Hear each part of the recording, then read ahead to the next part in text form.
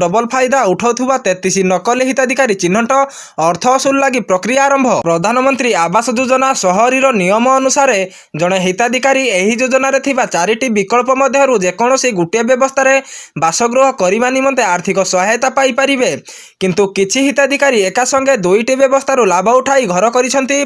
सरकारी भाषा एमानकु नकली हिताधिकारी कुहा जाउछि। निकटरे केंद्र सरकारक तरफरु करा जाइथिबा एक सर्वेरु सारा राज्य में एही भली 33 जन नकली हिताधिकारी चिन्हट होइछंती।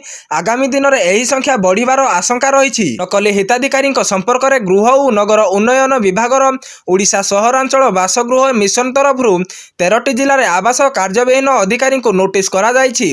नकली हिताधिकारी तालिका दियाजिबा सह सेमानक ठारु सरकारी सुविधा बाबदरे नेइथिबा अर्थ असूल लगी निर्देश दिया जाइछि। तालिका रे लेखिथिले अनुगुळर जणे, बलांगीर रे 3 जण, भद्रक रे 6 जण, कटक रे 5 जण, ढेंकानाल जणे, गंजाम रे 2 जण, जाजपुर रे 2 जण, केन्द्रापड़ा रे 7 जण, कोरापुट रे 2 जण रहिछंती। सेहीपरि नयागढ़, नुआपड़ा, रायगढ़ और संबलपुर जणे लेखाए नकली हिताधिकारी चिन्हट करा जाइथिबा सूचना मिलिछि। गुरुत्वपूर्ण हैला एते संख्यार नकली हिताधिकारी केमिति गोटिए योजना अधीन रे दुईटी व्यवस्थार सरकारी सुविधा हासिल करिले ताकु नै प्रश्न उठुछि। आवास योजना को नै अतीतरे केंद्र और राज्य सरकारक मध्यरे विवाद लागि रहिथिला।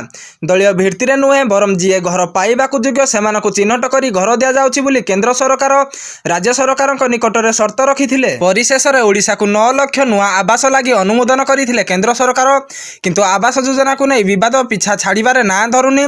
राज्य रे हिताधिकारी चिन्हट और आवास सहायता प्रदान लागि केंद्र गृह और सरकारी व्यापार रे मंत्रालय तरफ एक अनुसंधान करा जाइथिला। नियम अनुसार हिताधिकारी जेकोसी गोटे व्यवस्थार योजना लाभ उठाइबाकु व्यवस्था करा जाइथिबा बेले नकली हिताधिकारी माने केमिति 2टी सुविधा हासिल कले ताकु नै केंद्र गृह और सहराई व्यापार मंत्रालय प्रश्न उठाइछि।